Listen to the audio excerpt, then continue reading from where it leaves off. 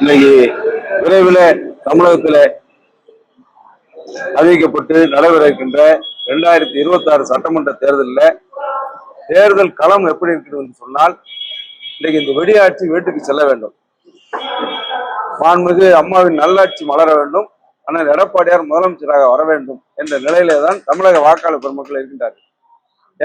ஏனென்றால் 5 ஆண்டுகளாக இன்றைக்கு வெடியாட்சியில மக்கள் சொல்லனா துயரங்களையும் ஏமாற்றங்களையும், விலைவாசி உயர்வு, போதைப் பொருள் நடமாட்டம், வயது வித்தியாசம் இல்லாமல் பள்ளியில் செல்கின்ற சிறுமிகள் முதல் வயதானவர்களை பாலியல் வன்கொடுமை, அரசியல் கொலைகள், சட்டம் ஒழுங்கு தமிழகத்துக்கு தலைகுனிவை ஏற்படுத்துகின்ற வண்ணம் நாளும் பொழுதும் பத்திரிகை எடுத்தாலும் சரி, ஊடகத்திலே வாயிலாக இன்றைக்கு மக்கள் பார்த்து இந்த ஆட்சியிலிருந்து விடுபட வேண்டும், தமிழகம் அமைதி பூங்காவாக மாண்புமிகு அம்மாவின் ஆட்சியில் எடப்பாடியார் ஆட்சியில் இருந்ததை போல மீண்டும் வர வேண்டும், விலைவாசி குறைய வேண்டும், விவசாயிகளுக்கு வேண்டும், அரசு ஊழியர்கள் ஏமாற்றப்பட்டிருக்கின்றார்கள், மீனவர்கள் ஏமாற்றப்பட்டிருக்கின்றார்கள், மாணவ செல்வங்கள் ஏமாற்றப்பட்டிருக்கின்றார்கள், ஆசிரியர்கள் ஏமாற்றப்பட்டிருக்கின்றார்கள், துப்புரவு தொழிலாளர்கள் ஏமாற்றப்பட்டிருக்கின்றார்கள்.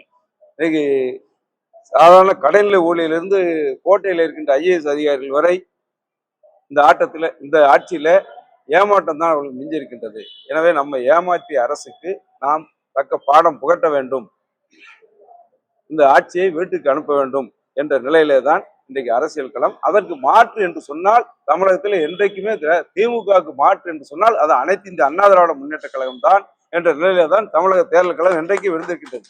இந்த தேர்தலில் அதான் அந்த யதார்த்தமான நிலை அதுதான். எனவேதான் இன்னைக்கு புதிதாக கட்சி ஆரம்பித்தவர்களாம் நாங்கள் தான் திமுகவுக்கு மாற்று என்று சொன்னார்கள். திமுகவுக்கு அவர்களுக்கு போட்டி என்றால் இருக்கலாம், எதற்காக இருக்கலாம் என்று சொன்னால், எதிர்கட்சியாக யார் வரலாம் என்ற நிலைக்கு வேணா அவருக்குள்ள போட்டி இருக்கலாம், அதை பற்றி எங்களுக்கு கவலை இல்லை. ஆளுகின்ற நிலையில அனைத்து இந்திய அண்ணா திராவிட முன்னேற்ற கழகம் வெற்றி பெறப்போவது உறுதி, அண்ணன் முதலமைச்சராக எடப்பாடியார் வரப்போவது உறுதி என்ற நிலைப்பாட்டில தான் தமிழகத்திலே ஏதோ வெற்றி கழகம் என்ற ஒரு மாயை இருந்தது. அது வெறும் மாயை தான், வெறும் காணல் நீர் தான். காணல் நீர் என்பது இந்த வெயில் காலம் துவங்கி விட்டது, நாம் செல்ல செல்ல நீர் கண்ணுக்கு தெரியும், செல்ல செல்ல அது காணல் நீர் சென்று கொண்டே இருக்கும். அது ஒரு மாய தோற்றம். அந்த மாயை தோற்றம் தான் என்பதை புரிந்து கொண்டு இன்றைக்கு உண்மையான வெற்றி கழகம், வெற்றி பெறப் போகின்ற கழகம் எது என்று சொன்னால் அது அனைத்து இந்த அண்ணா திராவிட முன்னேற்ற கழகம் தான் என்பதை உணர்ந்து இன்றைக்கு தம்பி பிரவீன்குமார் தலைமையிலே விளாத்திக்குளத்திலே, என்னை பொறுத்தவரையிலே தூத்துக்குடி மாவட்டத்தில் மட்டுமல்ல தமிழகத்திலே முதலாக பிள்ளையார் சொல்லி போடப்பட்டு இன்றைக்கு தமிழக வெற்றி கழகம் யதார்த்த நிலையை புரிந்து அதில் உள்ள இளைஞர்கள் தம்பிமார்கள் இன்றைக்கு அனைத்து அண்ணா திராவிட முன்னேற்ற கழகத்தில் இணைந்திருக்கிறார்கள். அவர்கள் அனைவரையும் தூத்துக்குடி வடக்கு மாவட்ட கழகத்தின் சார்பில் புரட்சி தமிழர் அண்ணன் கழகத்தின் பொதுச்செயலாளர் எடப்பாடியாருடைய சார்பிலே அனைவரையும் வருக வருக என்று வரவேற்கிறேன்.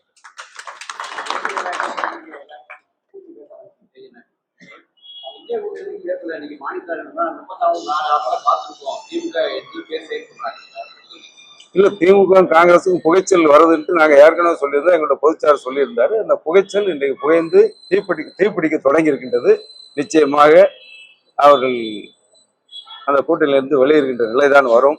ஏன்னு சொன்னால் அவர்கள் திருப்தியாக இல்லை, அந்த கூட்டணியில் உள்ள யாரும் திருப்தியாக இல்லை. இன்னைக்கு VCK தலைவர் ஒரு கண்டிஷன் போடுகின்றார், பாட்டாளி மக்கள் கட்சி உள்ளே வந்தால் நாங்கள் வெளியே சொல்லுவோம் என்று சொல்லி.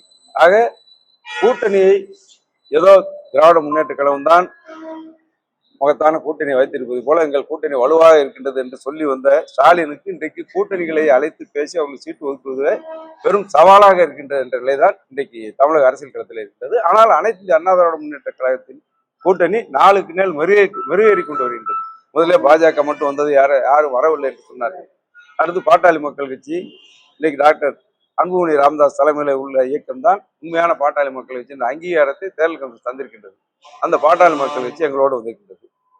எங்கள் இயக்கத்திலிருந்து பிரிந்து ஒரு அம்மா மக்கள் முன்னேற்ற கழகம் என்ற இயக்கத்தை தோற்றுவித்த மரியாதைக்குரிய டிடிவி தினகரன் அவர்கள் கடந்த காலங்களுக்கு ஒரே வாரத்தில் சொல்லிவிட்டார், கடந்த காலங்களில் நடந்த கசப்புகளை மறந்து விட்டு மீண்டும் அம்மாவின் ஆட்சி அமைய வேண்டும் சொல்லி அம்மா மக்கள் முன்னேற்ற கழகம் எங்களோடு இணைந்திருக்கிறது. தமிழக முன்னேற்ற கழகத்தில் ஜான் பாண்டியன் இணைந்திருக்கின்றார். புதிய நீதி கட்சி AC சண்முகம் தலைமையிலான புதிய நீதி கட்சி, IJK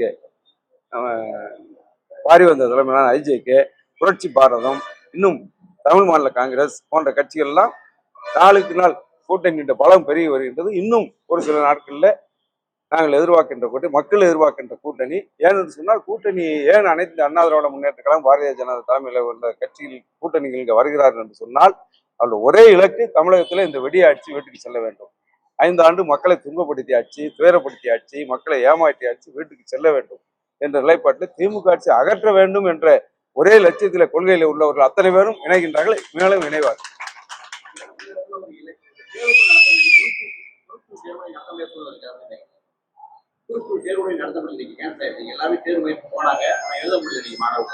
இல்ல இல்ல அவங்க அவங்க கண்ட்ரோல்ல சட்டம் ஒழுங்கே இல்ல. ஒரு மாணவ செல்வங்களுக்கு உண்டான எந்த விதமான கல்வியில பார்த்தால் இன்றைக்கு இடைநிற்றல் இதுவரை 5 ஆண்டுகள் மாண்புமிகு அம்மாவின் ஆட்சி காலமும் எடப்பாடி வந்து 10 ஆண்டுகளாக இடைநிற்றல் என்பது இல்லாத நிலை இருந்தது. இன்றைக்கு 2-3 தினங்களுக்கு ஊடகத்தில் வருகின்ற செய்தியை பார்த்தால் தமிழகத்தில் இடைநிற்றல் 5 ஆண்டுகள்ல அதிகரித்துக்கின்றது என்ற நிலை வருகிறது. இது எதிர்கால சந்ததியினரை அச்சுறுத்துகின்ற ஒரு தவறான முன்னுதாரணம். இப்படிப்பட்ட நிலை வந்தால் தமிழகம் முதன்மை மாநிலம் என்ற இருந்த நிலையிலிருந்து கீழே இறங்குகின்ற நிலை வருகின்றது. இனிமேல் ஆட்சி மாற்றம் ஏற்பட்டால்தான் அதில் நாங்கள் சரி செய்ய வேண்டிய நிலையில இருக்கின்றோம். ஆக கல்வியில பின்தங்குகின்ற நிலையை இந்த ஆட்சியாளர்கள் ஏற்படுத்துகின்றார்கள். ஒரு தேர்வை கூட சரியான நேரத்தில் திட்டமிட்டு நடத்த முடியாத இந்த ஆட்சியாளர்கள் என்பதற்கு இது ஒரு உதாரணம்.